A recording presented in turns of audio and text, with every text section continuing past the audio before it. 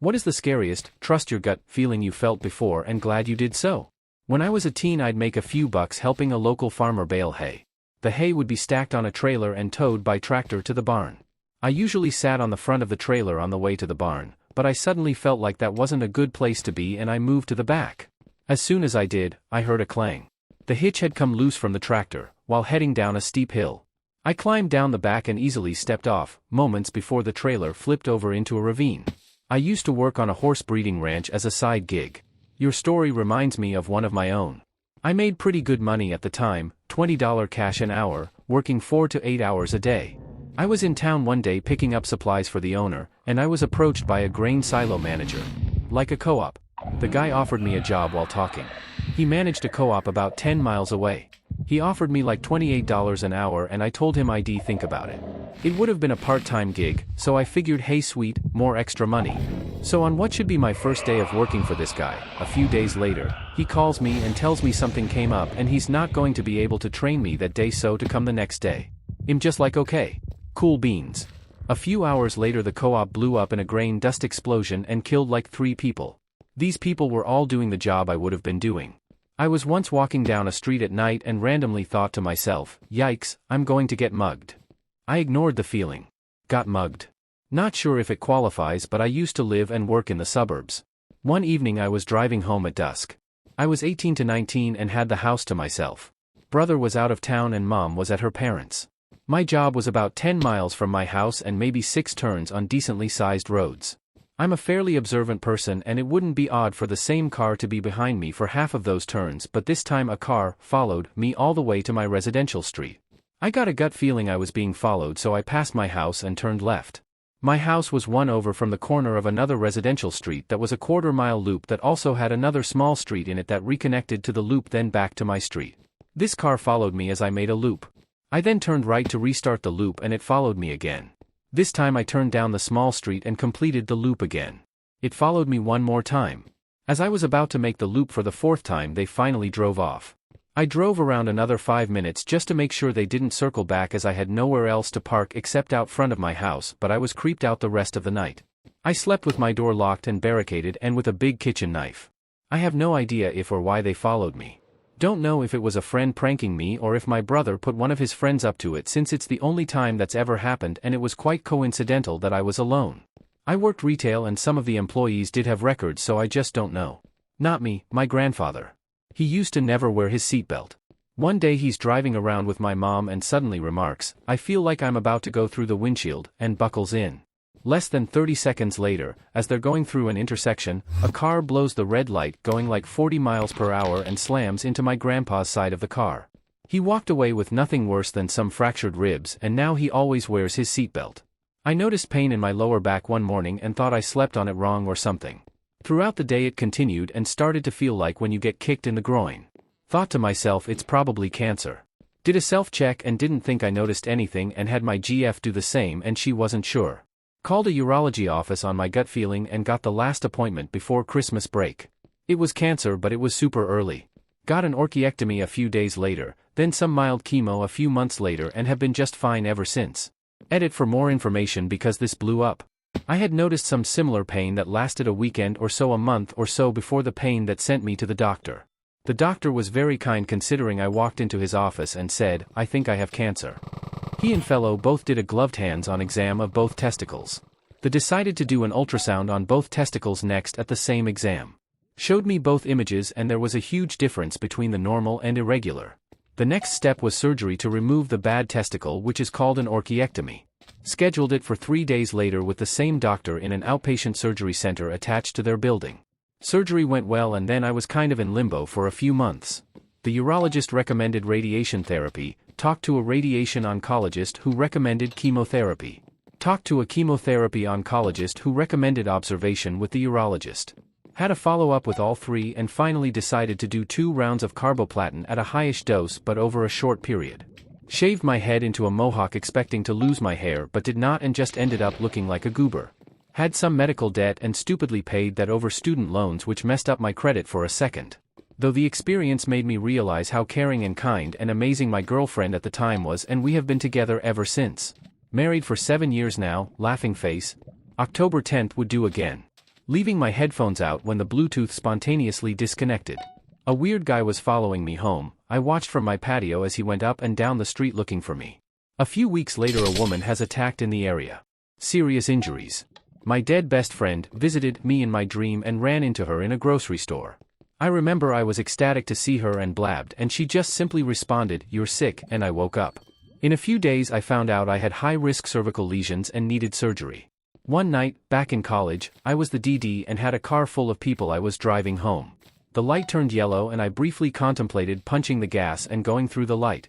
For some reason I can't explain, I decided not to. The car next to me decided to instead and was T-boned by a semi. Had I run that light, I may have died and killed a car full of people. In the days of MySpace, a girl I knew through high school extracurriculars posted a vague warning about an active duty sailor she met online who seemed normal but suddenly wouldn't take "no" for an answer. I messaged her to ask if she was okay and she told me his name, warning me not to engage with him if he tried to contact me. She then mentioned how she had been deleting some of her pics and profile details because she honestly thought he might try to show up where she worked or even at our shared after-school activity. Literally the following week, I had shown up for said extracurricular and was in the process of setting up with a few other people. The girl was in the women's restroom down a long dark isolated hall far removed from the primary entryway. Out of nowhere, a guy who looked high schoolish in face and build, and could fit in with us only in that sense, but who I had never seen before, showed up and began looking around as if he knew the place and knew what he was after. I was used to other kids around my age dropping by to visit us out of curiosity, but they would normally just stand around awkwardly until approached.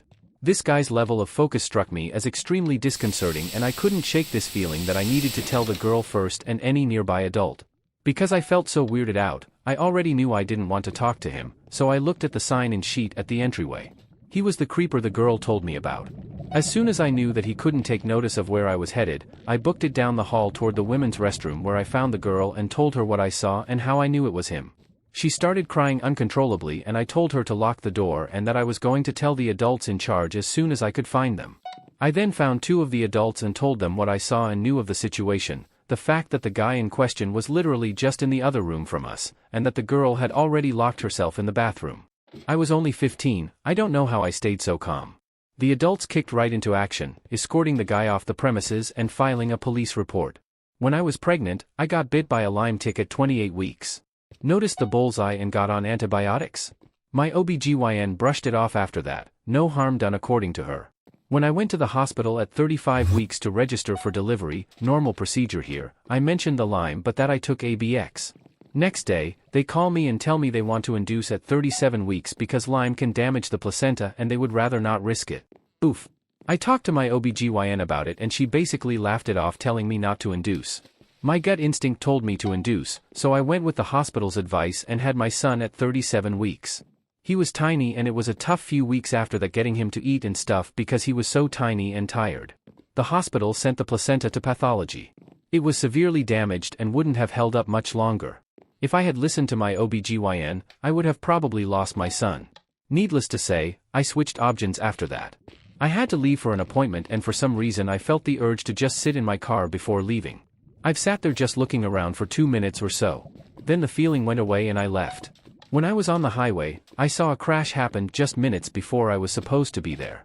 Truck blew a tire, hit other cars which hit other cars as well. It was a mess. 2 people died. A few others heavily injured to the hospital. I was in the traffic behind the scene for about 2 hours and was so glad I just sat in my car just staring around before leaving. I still do that sometimes, thinking back to that moment. This is my dad's story. My grandfather was old but in good health. Every night, my dad used to call my grandfather, tell him he's coming over, then go and spend an hour talking to my grandfather. One night he had this feeling. He had to go. Just had to go. He called, and said he was coming. Nothing seemed out of the ordinary. But then a series of really unlikely things happened. Walmart register transaction had some technical issues that took 15 minutes to sort out. Then there was an accident causing more traffic backup that added another delay. Then a third thing that I no longer remember. When my dad finally got to my grandfather had died.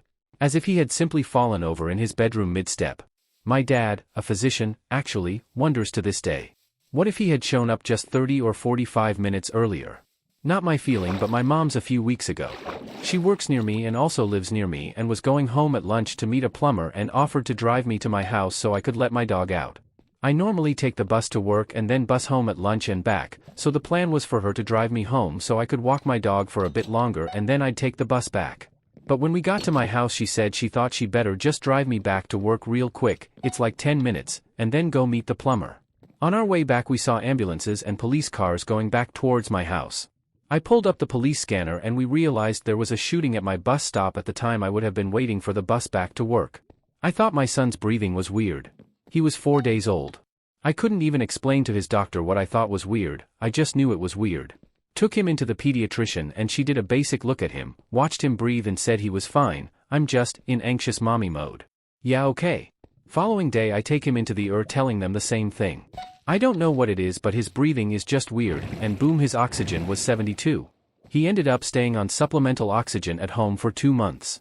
I was crying to one of the nurses and he told me, mom instinct is real and I've seen it save a lot of kids' lives.